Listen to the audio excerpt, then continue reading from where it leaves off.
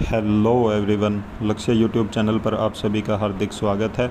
आज हम बात करने वाले हैं EMRS टीचर रिक्रूटमेंट 2023 के बारे में। जैसा कि आप सभी जानते हैं कि EMRS Eklavya modern residential school जो कि आदिवासी छात्रों के लिए बनाए गए हैं। तो जब से ये स्कूल बनाए गए हैं तो तब से जब इनमें टीचर्स की रिक्रूटमेंट की जाती थी तो उनके कोई रिक्रूटमेंट रूल नहीं बनाए गए थे। तो अब की बार पहली बार अगर हम देखें तो एकलव्य स्कूलों में टीचर रिक्रूटमेंट रूल बनाए गए हैं और बहुत जल्द आपको 38,800 शिक्षकों की लगभग भर्ती देखने को मिलेगी। तो जैसा कि आप यहाँ पे भी देख रहे हो कि एकलव्य स्कूलों में शिक्षक भर्ती होगी। केंद्रीय मंत्री अर्जुन मुंडा ने बुधवार को कहा कि केंद्र सरकार अगले 3 साल में एकलव्य आदर्श आवासीय विद्यालयों में 38,800 शिक्षकों और साथ में सहायक कर्मचारियों की भर्ती करेगी। देश भर में आदिवासी छात्रों के लिए आदर्श आवासीय विद्यालय बनाने के लिए EMRS योजना 1997-98 में शुरू हुई थी। जनजातीय मामलों के मंत्री मुंडा ने एक संवाददाता सम्मेलन में पिछले 9 साल के अपने मंत्रालय की उपलब्धियां बताई। उन्होंने कहा कि देश में ऐसे विद्यालयों की संख्या 2013-14 में 119 थी, जो मोदी सरकार के कार्यकाल में बढ़कर 2023-24 में 401 पर पहुंच गई है। तो जैसा कि आप देख रहे हो कि इनकी संख्या भी बढ़ रही है जो एकलव्य स्कूल हैं। और तो साथ ही साथ फिर टीचर्स की डिमांड उठने लगी कि इनमें स्कूल तो बना दिए गए थे पर टीचर्स की भर्ती नहीं की जा रही थी। तो इसलिए अब जैसे जैसे आवाज़ उठने लगी तो फिर सरकार को ध्यान आया कि मतलब इनके लिए टीचर रिक्रूटमेंट रूल नहीं बनाए गए हैं अभी तक। तो अगर कोई भी भर्ती करेंगे तो उसके लिए इनको टीचर के रिक्रूटमेंट रूल्स की आवश्यकता होगी। तो इसलिए अब भर्ती आने से पहले सरकार ने रिक्रूटमेंट रूल्स बना दिए हैं और बहुत जल्द आपको बहुत बड़ी वैकेंसी देखने को मिलेगी। जैसा कि इन्होंने बताया कि 38,800 शिक्षकों और सहायक कर्मचारियों की भर्ती है। तो बहुत जल्द आपको ये देखने को मिलेगी। चलिए आगे देखते हैं ऑफिशियल नोटिफिकेशन। जैसे कि आप ये नोटिफिकेशन देख रहे हो, ये इसमें बताया गया कि जो जो पोस्ट आने वाली है और उसके साथ साथ कि रिक्रूटमेंट रूल जो जो बनाए गए हैं उनमें क्या क्या किया गया है, किन किन चीज़ों को रखा गया है। तो जैसे कि सबसे पहले हम पोस्ट देखते हैं कि किस किस पोस्ट पे वैकेंसी आएंगी। सबसे पहले प्रिंसिपल है, वाइस प्रिंसिपल है, पोस्ट ग्रेजुएट टीचर है, ट्रेंड ग्रेजुएट टीचर है, आर्ट टीचर है, म्यूजिक टीचर है, फिजिकल एजुकेशन टीचर है, लाइब्रेरियन है, काउंसलर है, स्टाफ नर्स है, हॉस्टल वार्डन है, अकाउंटेंट है, सीनियर सेक्रेटरीट असिस्टेंट है, जूनियर सेक्रेटरीट असिस्टेंट है, कैटरिंग असिस्टेंट है, ड्राइवर है, इलेक्ट्रीशियन कम प्लम्बर है, लैब अटेंडेंट है, गार्डनर है, कुक है, मेस हेल्पर है, चौकीदार है और स्वीपर है। तो बहुत सारे पदों पर वैकेंसी आने वाली है और हर लेवल के यहाँ पे आपको पोस्ट नज़र आ रही होगी। तो जो भी साथी एलिजिबल हैं और जो भी एकलव्य स्कूल में टीचर बनना चाहते हैं तो वो तैयारी शुरू कर दीजिए। बहुत जल्द आपको बहुत बड़ी वैकेंसी देखने को मिलेगी। और चलिए आगे देखते हैं कि इन्होंने क्या क्या रिक्रूटमेंट रूल बनाए हैं पोस्ट किस किस पोस्ट के लिए। जैसे कि आप देख रहे हो कि यहाँ सब आगे यहाँ पे देखते हैं हम। ये देखो जैसे प्रिंसिपल की पोस्ट है तो प्रिंसिपल की टोटल पोस्ट बताई है इन्होंने 740, क्योंकि इनका जो टोटल नंबर है EMRS का तो वो 740 दिखा रखा है इन्होंने और 1 पोस्ट पर स्कूल है तो टोटल 740 पोस्ट है। जो ग्रुप A की है इसका जो सैलरी है वो P लेवल तो लेवल 12 है। और इन्होंने एज लिमिट बताई है यहाँ पे कि 50 साल से ऊपर नहीं होना चाहिए। बाकी रिजर्वेशन अलग है। तो अगर आप नॉर्मल हैं, जर्नल में अप्लाई करना चाहते हैं तो आपकी एज 50 साल से ऊपर नहीं होनी चाहिए।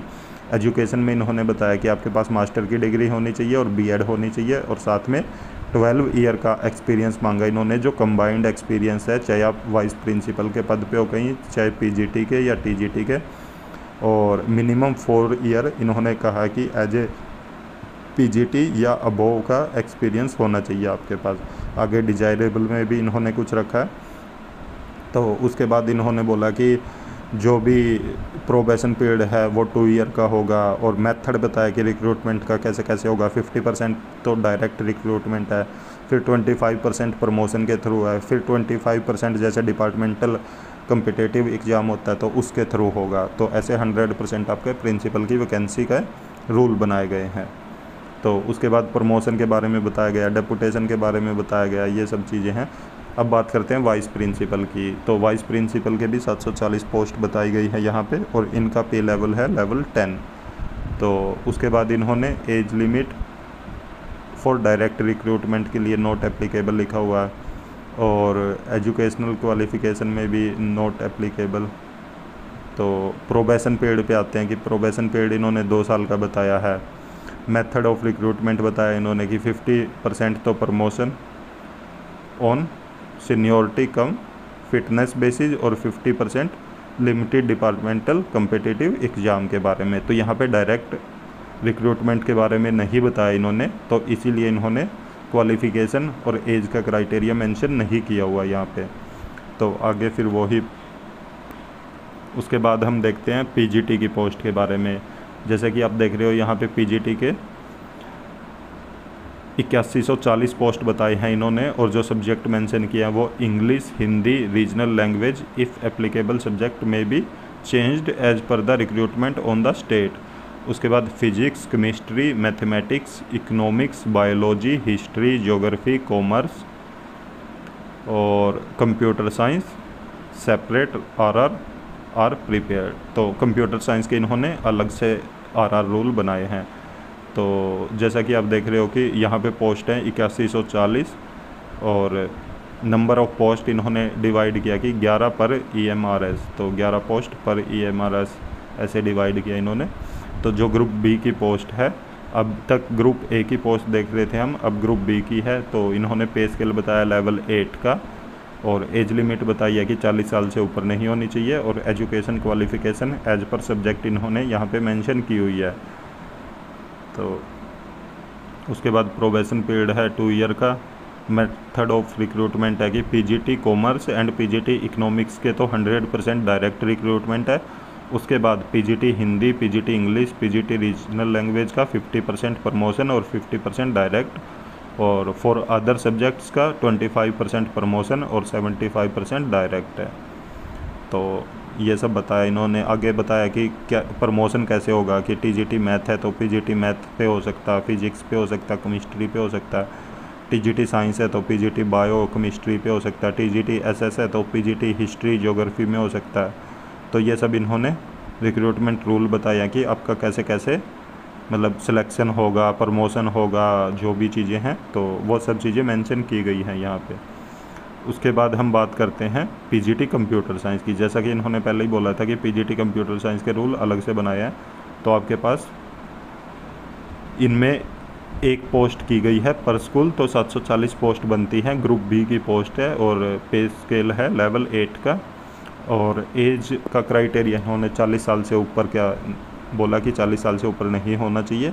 एजुकेशन क्वालिफ़िकेशन में MSc कंप्यूटर साइंस होना चाहिए, IT होना चाहिए या MCA, और उसके अलावा ME भी हो सकता है या MTech भी हो सकता है। तो प्रोबेशन पीरियड 2 ईयर का, और 100% डायरेक्ट रिक्रूटमेंट का बोला इन्होंने।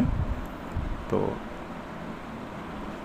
उसके बाद हम देखते हैं TGT के बारे में। तो TGT के सब्जेक्ट मेंशन किए गए हैं इंग्लिश, हिंदी, रीजनल लैंग्वेज, उसके बाद मैथमेटिक्स, साइंस, सोशल साइंस, और 12 पोस्ट पर स्कूल इन्होंने किया यहाँ पे। तो 8880 पोस्ट बन रही है टोटल। ग्रुप बी की पोस्ट है, पे लेवल है लेवल 7, और इन्होंने यहाँ पे एज का क्राइटेरिया बताया कि 35 ईयर से ऊपर का नहीं होना चाहिए कैंडिडेट। तो क्वालिफ़िकेशन बताया कि 4 year integrated degree course of regional college of education of NCERT और other NCT recognised institute in concern subject, या bachelor honours degree in the concern subject. Candidate should have study requesting subject for at least 2 year in the 3 year degree course, और bachelor degree from a recognised university in concern subject. The candidate should have study the requesting subject in all 3 year of degree course. तो इन्होंने बताया कि bachelor होनी चाहिए, और साथ में फिर B.Ed का भी क्राइटेरिया रखेंगे ये कि B.Ed भी होनी चाहिए। तो यहाँ पे इन्होंने आगे बताया कि जैसे post wise elective subject and languages in the combination of subjects are as under. PGT Hindi में Hindi as a subject in all 3 year of degree course. ऐसे ही इंग्लिश में कि इंग्लिश आपके पास 3 ईयर होनी चाहिए, मैथ में कि bachelor degree in mathematics along with physics and any one of the following subject, chemistry, electronic, computer science, statics. तो ये सब इन्होंने कंडीशन बताई है कि ऐसे ऐसे आपके पास होना चाहिए अगर आपको टीजीटी लगना है। तो फिर इन्होंने टीजीटी साइंस की, टीजीटी सोशल साइंस के ये अलग से रिक्रूटमेंट रूल मेंशन किए हुए हैं। तो प्रोबेशन पीरियड बोला कि 2 ईयर का होना चाहिए, और by direct recruitment following which by deputation. तो डायरेक्ट रिक्रूटमेंट होगा, अगर ये डेपुटेशन पे नहीं कर पाते हैं तो डेपुटेशन के रूल बताए हैं। तो ऐसे ही इन्होंने, ये टीचिंग पोस्ट थी, साथ के साथ जो नॉन टीचिंग पोस्ट है उनके भी आरआर बना दिए गए हैं। तो कंप्लीट जो पीडीएफ है इसका वो हम टेलीग्राम का जो हमारा ग्रुप है उसमें भी सेंड कर देंगे। जो मेन पोस्ट थी उनके ऊपर हमने बात कर ली है। तो इसके अलावा भी अगर आपको कुछ पूछना हो तो आप कमेंट कर सकते हैं या आप बोल सकते हैं, तो हम कंप्लीट वीडियो भी बना देंगे कंप्लीट पीडीएफ पे जो नोटिफिकेशन आया है इनका। तो ऐसी और भी इन्फॉर्मेशन पाने के लिए आप हमारे चैनल को ज़रूर सब्सक्राइब करें, साथ में बेल आइकन का बटन ज़रूर दबाएं ताकि जब भी हम वीडियो अपलोड करें तो तुरंत आप तक नोटिफिकेशन पहुंच जाए। वीडियो को ज़्यादा से ज़्यादा लाइक करें, साथ में शेयर भी करें। Thank you.